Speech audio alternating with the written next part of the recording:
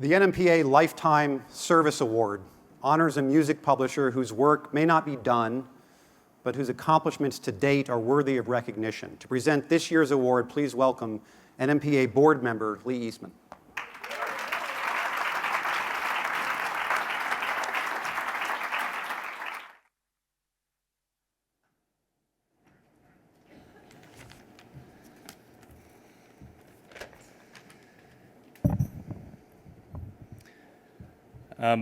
My father, the recipient of this award, is very much a behind-the-scenes and private person.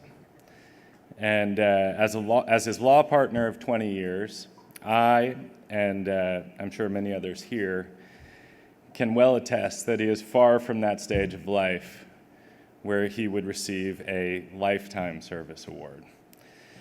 So, in order to get him to accept this particular award, it took some arm twisting and cajoling and a written confirmation from David that this award will now be officially renamed the I'm Just Getting Warmed Up Award. So with that in mind, let's reflect for a moment on the career thus far of this extraordinary man, my father. Since starting Eastman & Eastman over 50 years ago, John Eastman has represented some of the greatest writers, artists, performers, and creators of our time across music, film, television, theater, and the fine arts.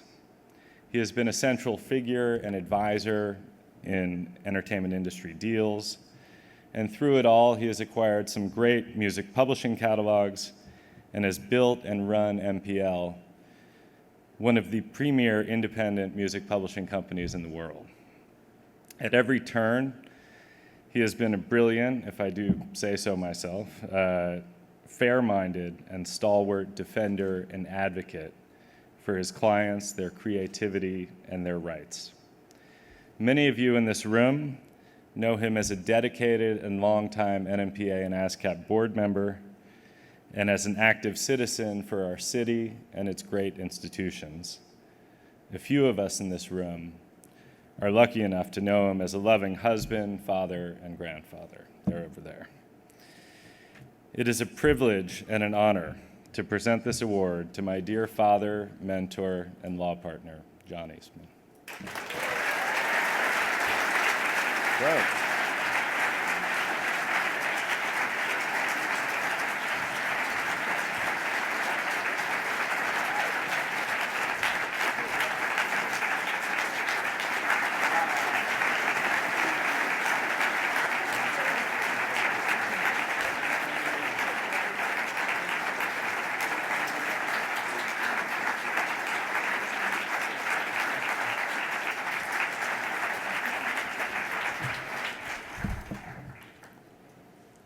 Wow. Those kind, wondrous words coming from my son, I will tell you, are etched on my soul. A lifetime of service in this industry, of achievement in this industry, is just not for me alone. It properly belongs to our law firm of 50 years, with two extraordinarily brilliant law partners. For the first 20 years, it was a lawyer named Lee, my father, and for the last 20 years, it was my son named Lee, my law partner, and now my senior partner. We've had an extraordinary run, but it's been us, not I, who did all this. And the support from my family, beginning with my dear wife, Jody, and my daughter, Louise, and her Peter, and Jay, and his wife, Katema, and of course, Lee's wife, Vanessa. And happily, I have one of my wondrous granddaughters here, Heidi Loaning. And who knows, in the next generation, the firm may be Eastman and Loaning. One never knows. But without the support of my family, I'm sure nothing might have happened.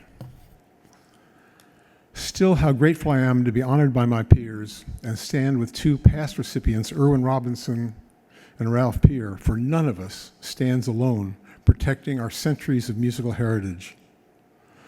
And great thanks, too, to my fellow board members at the NMPA and ASCAP, whose kind support meant so much to me through the years.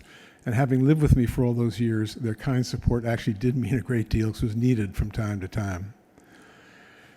and especially for David Israelite, whose wonderful leadership, extraordinary leadership for the last years of the NMPA, but also for our industry generally, has been one of the things that made the industry run so well.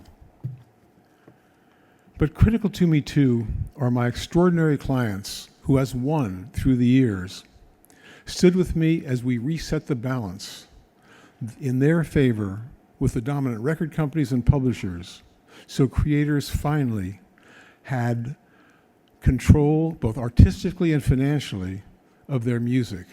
Critically important, and going to what Irving says about getting together for the future. Our industry is based on the magical wonder of music, but also underpinned with technology.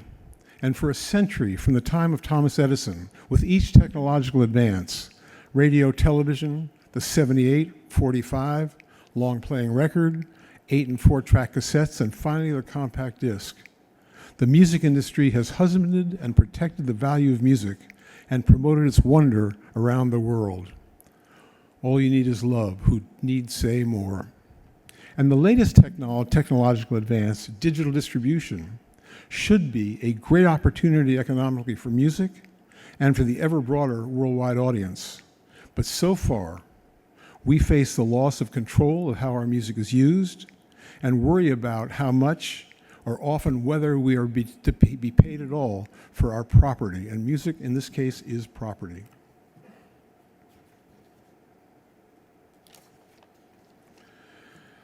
Through the years, we've been concerned with the loss of 1 billion Chinese pirating music.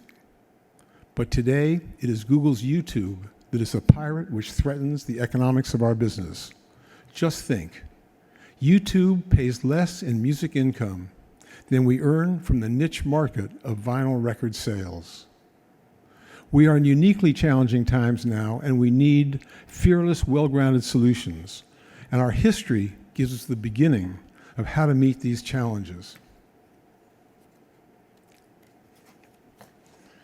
America's founding fathers proposed copyright and patent legislation in our Constitution to promote our nation's economic growth. And it was in this spirit that a century ago, Victor Herbert and his lawyer Nathan Burkhan first gathered the music greats at Luchau's, a German restaurant on 14th Street, now long gone, to plan the battle to have those profiting from music actually pay for it. And it was Burkhan's brilliance as a lawyer that led to the Supreme Court and a decision by the Olympian Oliver Wendell Holmes, who every lawyer lights his candle by, that underpins so much of our protection today. We must begin again, acting fearlessly in the spirit of Victor Herbert when he first gathered the great composers on whose shoulders we still stand.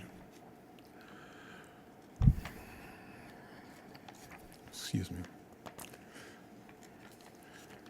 Fairness, as Irving said, absolutely favors us, and the equities are on our side, and we must once again, as one, tell our story clearly.